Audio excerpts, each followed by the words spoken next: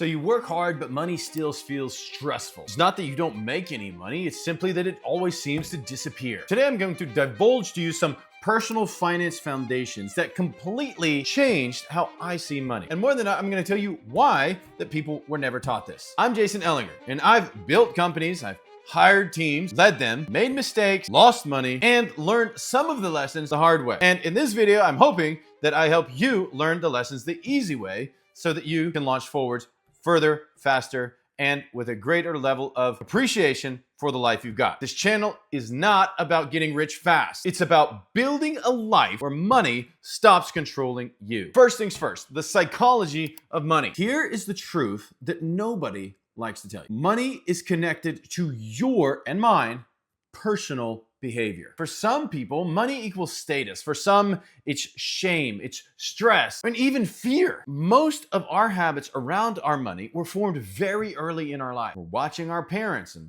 watching them live paycheck to paycheck and be always stressed in our home about the money, or our environment, or the culture that we were raised. And that's why really smart people still make terrible financial decisions. In the top 5 people who actually become wealthy during the first generation in their families, you know who's not on that list? Some really smart people. The physician is not in that list. Why? They're incredibly brilliant people that provide amazing service to humanity, but they still can make financial mistakes that caused them to not be able to grow wealth at a level which they could. Not because they're stupid, but because emotions and personal behavior are the driving wheel for everything that we do. If you don't fix this part, money will never work. It will never work on behalf. It will never work for you, and you will never get all of the benefit out of the money that you've got in your life. And all of us, whether you've got a lot or a little, have some limitations when it comes to our money. But for those people who actually genuinely grow wealth, those people use the money they've got to their full advantage for their entire lifetime. And when you use the compound interest to your benefit instead of paying compound interest every month to other companies and organizations out there, then over your lifetime, you magically become wealthy. And it's not magic at all. It's simply the principle of your money working for you instead of against you, because you got yourself and your psychology under control. And that starts with how you look and believe about money, and then how you take action in accordance with that. The second item is budgeting, and budgeting without the pain. Listen, budgeting is not about restriction. And when I thought about budgeting at first, I was just like you. I thought, man, oh my gosh, budgeting is so boring. It is so restricting. I want to be a free spirit. I want to just be able to spend my money freely and not have to worry about whether or not I have to record the numbers and put something in a spreadsheet and kind of figure out if I have enough money. I just don't want to do that. But what I found was when I actually knew where my money was going, I have a greater sense of peace, and I could actually spend more of the money I wanted to spend in the places I wanted to spend it. So step 1 is knowing exactly how much money comes in every single month. Step 2, track where your money actually goes. Not where you think it goes, but where it actually goes. Most people don't have a money problem. They have a visibility problem. They simply are not aware of what's going on with the money and where it's going. But when you take the step of just defining, this is how much money comes in, and then watch where it goes. And nowadays we've got so many apps out there that just help you do this in a millisecond. You have Anthropic, you have ChatGPT you can use, you have the Gemini, Google, all the sheets and the forms and all the budgeting stuff that you have accessible right at your fingertips. You have access to everything you possibly need to be able to win with money. Maybe a guide and some accountability to help you get there. That's where this channel comes into play. That's why you need to follow the channel, and drop a comment below to let me know where you are in the process of your building your wealth. When was the last time you actually started looking at the numbers, where all your money goes and how much you make? Of course, we all know the big number. Oh, I make $67,000 per year, or maybe I make $137,000 per year, or whatever the number is. We know that number. But what about the numbers that actually impact your life every single week, every single month? What about those numbers? You know all of those very clearly. Because when we start knowing those, we're like, wait a minute, I spend money on that? That seems kind of dumb. Let's stop doing that. And then we start to have a lot more money, a lot more margin, and margin create options, and options over time applied in your favor creates freedom. Debt isn't evil, but unmanaged debt is very, very dangerous. So here's a simple rule. Only go in debt for your mortgage. And when you do get in debt for your mortgage, get out as fast as possible. But what about all the other types of debt? For first of all, you're going to want to watch the car video that I have, how to buy a car not using debt. And then second of all, make sure that you understand that when you are paying for stuff over time, the interest is always worked into the cost of the item. You're like, well, it's the same price without it or with it. These companies are not dumb. They work the cost of the interest into the price of the thing you're buying. And they also know the statistics that over 60% of the people who buy the stuff, the same price that you're buying stuff, never pay on time, which launches them into that 18 and 25% interest bracket after they don't pay. Maybe you do. Maybe you're the perfect specimen of humanity and you pay everything on time every single month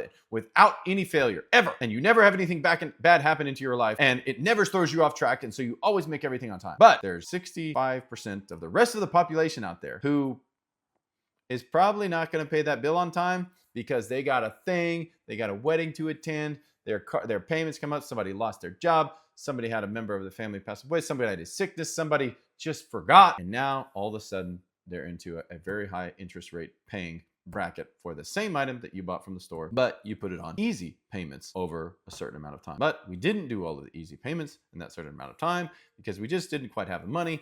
And now we're into the interest paying brackets. And so you can eliminate all of that from your life by simply purchasing stuff and not having any other debt except for your house, and then paying that off as fast as possible. And we're talking about within 15 years, not like 30-year mortgage and we're paying it off in 25. We're talking about get a 15-year fixed rate mortgage and pay that off in less than 15 years because we have no other debt, no car payments, no nothing. Simply pay off our mortgage. If you have no other debt in your life, you can put a lot of money at your mortgage. The goal isn't perfection. The goal is momentum in your favor, not theirs. Invest in yourself. One of the biggest shifts that happened in my life was when I realized this. Your best investment is you. I heard a speaker one time talking to a group of people who were trying to get better at money and trying to grow wealth and trying to get rich. One of the people in the crowd stood up and said, well, if I have $10,000, what should I invest it in today? And the speaker looked at him and he said, if you have $10,000 and you do not know where to invest it today, then what you should invest it in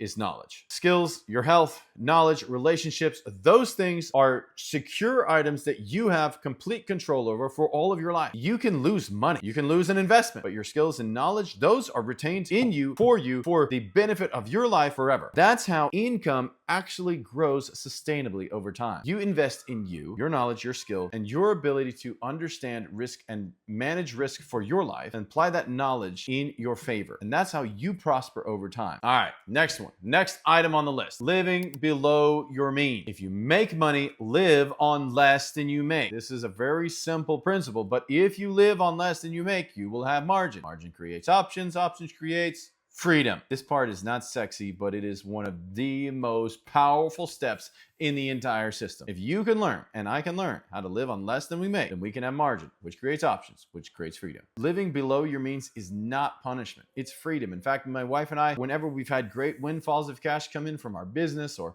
from a big sale or from a big deal, work through that and apply that to the goals. And then there's other times where you have a drop in your income and you have a deal didn't go through and you have something didn't work right. But the thing that always carried us through is that we had the discipline to live on less than we made at all times and all seasons. Whatever the amount of money is that we make, we live on less. Why? Because that's what carries you through the times when things get rough. And that extra money that comes in when things are great is really awesome because you can apply them to your goal in an incredibly disciplined way. And when you stop trying to impress people that you don't even know, you finally start building something real. Now, the next item on the list is an emergency fund. Building stability first. If you try to invest before you have these items taken care of, you're doomed to fail. In fact, most people try to invest while in deep debt, which is not incredibly smart. The emergency fund changes how you sleep at night. You start small first. You start with a $1,500 emergency fund, something that's very small, but it will provide some sense of peace in the event that something bad happens. Maybe your alternator goes out, or you have to change all the tires on your car. You have to have a major repair done, and maybe your AC goes out and you live in the South. That's a pretty big emergency. I know my grandfather said, well, I've got 265 air conditioning on my vehicle. That means 2 windows down going 65 miles an hour. When you open those windows and that air comes gushing in, it doesn't feel like much AC, just hot as heck. So our first financial goal is to become stable. And the way we do that is building our small first emergency fund, getting out all of consumer debt plus the cars and anything else, then getting a 3 to 6 months emergency fund in place. When we do those 3 steps, that alone will cause you to be more wealthy than most of the rest of people in the United States of America today, because that creates stability. On that stability, we can build something. We can pay off our house early, we can invest, and we can build wealth. The reason we have to do that step first is because it's not that life stops happening, because bad things happen to all of us, whether you're rich or poor, wealthy, not wealthy, and anything in between. It happens to every single one of us. In this sense, you're ready for it when it does, and you've got a buffer. All right, big reframe here. The goal of money isn't having a whole bunch of stuff. It's peace, it's options, it's freedom, and it's the ability to ultimately be generous when that need comes around, and it will come around. Single mother at the gas station, you see 2 or 3 kids in that car. The